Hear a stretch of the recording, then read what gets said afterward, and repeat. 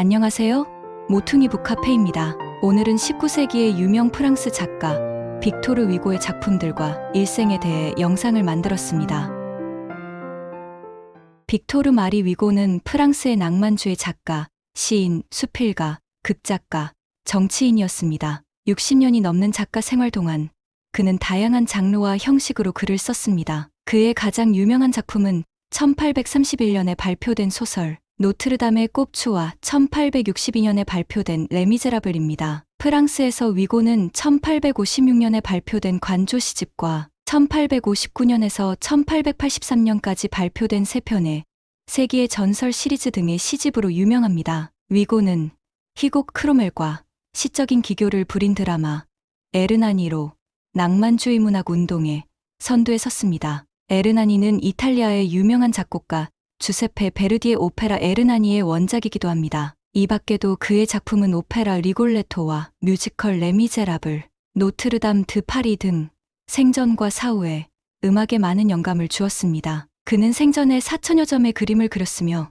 사형 폐지와 노예제 폐지 등 사회적 대의를 위해 캠페인을 벌였습니다. 그는 공화당 부대표와 상원의원으로 정치에도 참여했습니다. 그의 업적은 대부분 당시의 정치적, 사회적 이슈와 예술적 경향에서 평가받고 있습니다. 절대왕정에 대한 그의 반대와 문학적 위상은 그를 국가적 영웅으로 자리매김하게 했습니다. 위고는 1885년 5월 22일 83세의 나이로 사망했습니다. 그의 장례는 파리 판테옹에서 프랑스 역사상 최대 규모인 200만 명 이상이 참석한 가운데 국장으로 치러졌습니다.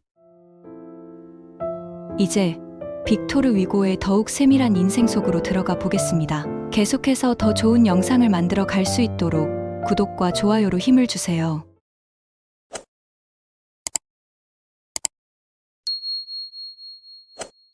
빅토르 위고는 1802년 2월 26일 나폴레옹 군대의 장군 조셉 레오폴드 지기스베르트 위고와 소피 트레부셰의 세 아들 중 막내 아들로 동프랑스 베상송에서 태어났습니다. 위고의 아버지가 나폴레옹 군대의 장교였기 때문에 가족은 자주 이사를 해야 했습니다. 레오폴드 위고는 아들에게 보주 산맥에서 가장 높은 봉우리 중 하나에서 잉태되었다고 편지를 썼습니다. 이 높은 산의 정기가 너에게 영향을 미쳐 너의 뮤즈는 계속해서 숭고해질 것이다. 위고는 자신이 1801년 6월 24일에 잉태되었다고 믿었으며 이것이 장발장의 죄수번호 24601의 기원이 되었습니다. 위고의 아버지는 1807년 프랑스가 스페인과 함께 포르투갈을 침공하면서 시작된 이베리아 반도 전쟁에 참전하게 되었습니다. 그로 인해 가족과는 떨어지게 되었고 전쟁의 장기화로 그 사이 서로 간의 불륜 등의 이유가 생겨 위고의 부모는 헤어진 것으로 보입니다. 1810년 위고의 아버지는 당시 나폴레옹이 스페인을 점령하고 스페인 국왕으로 앉혔던 자신의 동생 요제프 보나파르트에 의해 위고 백작이 되었습니다. 그러나 스페인의 칭호는 프랑스에서 법적으로 인정받지 못한 것으로 보입니다. 후에 위고는 자신을 자작으로 칭했으며 1845년 4월 13일에 빅토르 위고 자작으로 임명되었습니다. 1817년 리세 루이 르그랑에 재학 중이던 빅토르 위고는 프랑세즈 아카데미가 주최한 대회에서 시를 썼으며 학자들은 그가 겨우 15살이라는 사실을 믿지 못했습니다. 위고는 이듬해 어머니와 함께 이사하여 로스쿨에 다니기 시작했습니다. 위고는 사랑에 빠졌고 어머니의 뜻에 반하여 어린 시절 친구 아델 푸셰와 비밀리에 약혼하게 되었습니다. 1821년 6월 어머니가 죽고 아버지가 한 달 후 재혼하자 위고는 이듬해 아델과 결혼했습니다. 위고는 결혼 이듬해인 1823년 첫 번째 소설 아이슬란드의 한스를 출간했고 3년 후 두 번째 소설 버그 자르가를 출간했습니다. 1829년부터 1840년까지 그는 5권의 시집을 더 출간했습니다. 이는 그를 당대 최고의 엘리트 및 서정 시인 중 한 명으로 명성을 확고히 만드는 계기가 되었습니다. 동시대의 많은 젊은 작가들처럼 위고는 낭만주의 문학운동의 유명한 인물이자 19세기 초 프랑스의 저명한 문학 인물인 프랑수아 르네 드 샤토브리앙의 깊은 영향을 받았습니다. 1816년 7월 10일 위고는 일기에 이렇게 썼습니다. 나는 샤토브리앙이 될 것이다. 아니면 아무것도 되지 않을 것이다. 그의 삶은 여러 면에서 샤토브리앙을 닮게 변했습니다. 샤토브리앙과 마찬가지로 위고도 낭만주의의 대의를 더욱 발전시키고 정치에 참여하게 되었으며 주로 공화주의의 옹호자로 활동했지만 그의 정치적 입장 때문에 나폴레옹 3세가 친위 쿠데타를 일으켜 황제가 되자 국외로의 망명을 강요받았습니다. 그는 샤토브리앙과 함께 1825년 랭스에서 열린 샤를 10세 대관식에 참석했습니다. 위고의 초기 작품에 담긴 조숙한 열정과 웅변은 어린 나이에 성공과 명성을 가져다 주었습니다. 그의 첫 시집 다양한 오드와 시들은 1822년에 출간되었으며 그가 겨우 20세였을 때 루이 18세로부터 왕실 연금을 받았습니다. 이 시집들은 즉흥적인 열정과 유창함으로 찬사를 받았지만 4년 후인 1826년에 출간된 시집 오드와 발라드는 위고가 서정과 창작, 노래의 타고난 대가임을 보여줬습니다. 빅토르 위고의 첫 번째 성숙한 소설 작품은 1829년 2월 샤를 고셀리네이의 작가의 이름 없이 출판되었으며 이후 그의 작품에 영향을 미칠 극심한 사회적 양심을 반영했습니다. 죄인의 마지막 날은 알베르 카미, 샤를 디킨스, 표도르 도스토옙스키와 같은 후대 작가들에게 깊은 영향을 미쳤습니다. 프랑스에서 처형된 실제 살인범에 관한 다큐멘터리 단편 소설인 클로드 게는 1834년에 출판되었습니다. 후에 위고 자신도 이 작품을 사회적 불의에 관한 위대한 작품인 레미제라블을 탄생시킨 작품이라고 생각했습니다. 위고는 연극 크로멜과 에르나니로 낭만주의 문학운동의 대표가 되었습니다. 에르나니는 프랑스 낭만주의의 도래를 알렸습니다. 코메디 프랑세에서 공연된 이 작품은 낭만주의자들과 전통주의자들이 신고전주의 규칙을 의도적으로 무시하는 문제로 충돌하면서 며칠 밤 동안 폭동을 일으켰습니다. 위고는 마리오 델로르메, 르로이 사미스, 루이 블라스와 같은 후속 연극들과 함께 극작가로서의 인기가 높아졌습니다. 위고의 소설 노트르담의 꼽추는 1831년에 출판되어 유럽 전역의 다른 언어로 빠르게 번역되었습니다. 이 소설의 영향 중 하나는 파리시가 이 인기 소설을 읽은 수천 명의 관광객을 끌어모았던 노트르담 대성당을 복원하는데 부끄러움을 느낀 것이었습니다. 위고는 1830년대 초부터 사회적 고통과 불의에 관한 주요 소설을 기획하기 시작했지만 레미제라블이 1862년에 출판되기까지는 17년이라는 긴 시간이 필요했습니다. 위고는 르데르니에르 뒤엉 콘담네에 있는 툴롱의 바그네로 죄수들이 떠나는 것을 이용했습니다. 툴롱의 바그네는 프랑스 툴롱에 있는 악명 높던 감옥이었습니다. 그는 1839년에 감옥을 방문하여 광범위한 메모를 남겼지만 1845년이 되어서야 책을 쓰기 시작했습니다. 감옥에 관한 메모 페이지 중 하나에서 그는 자신의 주인공 이름을 대문자로 썼습니다. 장 트레장. 책이 마침내 쓰여졌을 때 트레장은 장 발장이 되었습니다. 위고는 1862년 3월 23일 자신의 출판사인 알버트 라크루아에게 보낸 편지에서 소설의 성공을 예리하게 직감하고 있었습니다. 이 책이 내 작품의 정점은 아니더라도 정점 중 하나가 될 것이라는 것이 제 믿음입니다. 레미제라블 출판사는 최고 입찰자에게 돌아갔습니다. 벨기에 출판사 라크루아와 베르보에크오베는 출시 6개월 전에 이 작품에 대한 보도자료를 발표하는 등 당시로서는 이례적인 마케팅 캠페인을 벌였습니다. 또한 초기에는 주요 도시에서 동시에 출간된 장발장의 전편에 해당하는 소설 판틴의 첫 번째 부분만 출판했습니다. 판틴은 몇 시간 만에 매진되어 프랑스 사회에 막대한 영향을 미쳤습니다. 비판적인 사람들은 일반적으로 소설에 적대적이었습니다. 프랑스 철학자 히폴리테 테이는 소설이 불성실하다고 생각했고 보바리 부인으로 알려진 귀스타브 플로베르는 소설이 보여주는 것이 진실도 위대하지도 않다고 했으며 그들이 남긴 유산으로 현재 세계적 권위의 프랑스 문학상인 공쿠르상을 제정하게 한 공쿠르 형제는 그 인위적인 요소를 비난했습니다. 시인 샤를 보들레르는 혐오스럽고 무능하다고 비난했습니다. 그러나 레미제라블은 대중에게 인기가 있었기 때문에 이 소설이 강조한 문제들이 곧 프랑스 국회의 의제로 다뤄졌습니다. 오늘날에도 이 소설은 그의 가장 잘 알려진 작품으로 남아 전 세계적으로 영화, 텔레비전, 무대 공연에 인기 있는 주제가 되고 있습니다. 3번의 도전 끝에 위고는 마침내 1841년 아카데미 프랑세즈에 선출되어 프랑스 예술과 문학계에서 그의 입지를 확고히 했습니다. 그 후 그는 프랑스 정치에 점점 더 많이 관여하게 되었습니다. 루이 필립 왕의 지명으로 1845년 프랑스 상원에 입성하여 사형과 사회적 불공정에 반대하고 폴란드의 언론과 자치 정부의 자유를 지지하는 연설을 했습니다. 1848년 위고는 보수주의자로서 제2공화국 국회의원으로 선출되었습니다. 1849년에는 비참함과 빈곤의 종식을 촉구하는 저명한 연설을 하면서 보수주의자들과 결별했습니다. 다른 연설에서는 모든 어린이를 위한 보편적 참정권과 자유교육을 요구했습니다. 위고의 사형 폐지 용어는 국제적으로 유명했습니다. 1851년 루이 보나파트르 나폴레옹이 친위 쿠데타를 일으키자 위고는 그를 프랑스의 반역자로 공개적으로 선언했습니다. 위고는 반역죄로 간주된 프랑스 공화당원이 빅토리아 여왕에게 보낸 편지를 발행한 지역신문 옴무를 지지했다는 이유로 국외 추방이 되자 벨기에의 수도 브뤼셀로 이주한 후 영국령인 저지로 이사했습니다. 그는 마침내 가족과 함께 세인트 피터 포트에 있는 건지섬의 오트빌 하우스에 정착하여 1855년 10월부터 1870년까지 망명 생활을 했습니다. 망명 중에 위고는 나폴레옹 3세에 반대하는 유명한 정치 팸플릿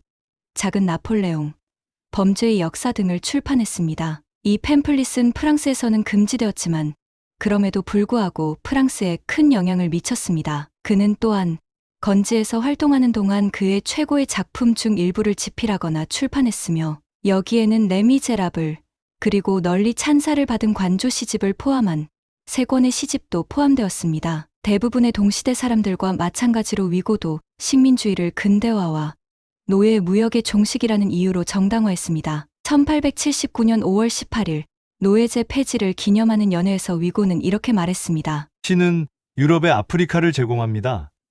가져가세요라고요. 19세기에 백인이 검은색으로 사람을 만든 것처럼 20세기의 유럽은 아프리카로부터 세계를 창출할 것입니다. 이것이 그가 정치 문제에 깊은 관심과 참여에도 불구하고 알제리 문제에 대해 침묵을 지켰던 이유를 부분적으로 설명할 수 있을 것입니다. 그는 프랑스 군대가 알제리를 정복하는 동안 저지른 잔악 행위에 대해 알고 있었지만 공개적으로 비난한 적은 없었습니다. 그러나 레미제라블에서 위고는 이렇게 썼습니다. 알제리는 너무 가혹하게 정복되었고 영국에 의한 인도의 경우처럼 문명보다 더 야만적이었습니다. 빅토르 위고는 정치가였던 빅토르 쉘쉐르의 영향을 받아 프랑스뿐만 아니라 미국에서의 노예제 폐지 운동에도 적극적으로 참여했습니다. 1862년 1월 17일 빅토르 위고는 이렇게 말했습니다. 지구상에 단 한 명이라도 노예가 존재한다면 인류에게 결코 자유가 있다고 할 수 없을 것입니다. 따라서 노예제 폐지는 이 시점에서 사상가들의 최고 목표입니다. 빅토르 위고는 또한 사형제 폐지 운동에도 적극적으로 나섰습니다. 1829년에 출판된 죄인의 마지막 날은 사형 집행을 기다리는 한 남자의 고통을 표현했습니다. 1830년부터 1885년까지 기록된 그의 일기에는 그가 야만적인 형벌로 여겼던 것에 대한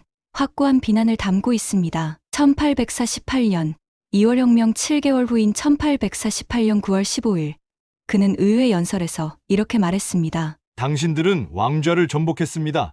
이제 발판을 전복하십시오. 그의 영향력은 제네바, 포르투갈, 콜롬비아 헌법에서 사형을 폐지하는 데 기여했습니다. 나폴레옹 3세는 1859년 모든 정치 망명자에게 사면을 내렸지만 위고는 정부에 대한 비판을 줄여야 한다는 의미로 받아들여 이를 거부했습니다. 나폴레옹 3세가 권좌에서 물러나고 제3공화국이 선포된 후인 1870년에야 프랑스로 돌아와 국회의원으로 선출되었습니다. 그는 1870년 프로이센 군대의 포위 공격 당시 파리에 있었으며 파리 동물원에서 준 동물을 먹은 것으로 유명합니다. 포위 공격이 계속되고 식량이 점점 더 부족해지면서 그는 일기에서 자신이 알 수 없는 것을 먹는 존재로 전락했다고 썼습니다. 1871년 3월 18일에 정권을 잡고 5월 28일에 전복된 급진 혁명 정부인 파리 코민 당시 빅토르 위고는 양측이 저지른 잔악 행위에 대해 가혹하게 비판했습니다. 4월 9일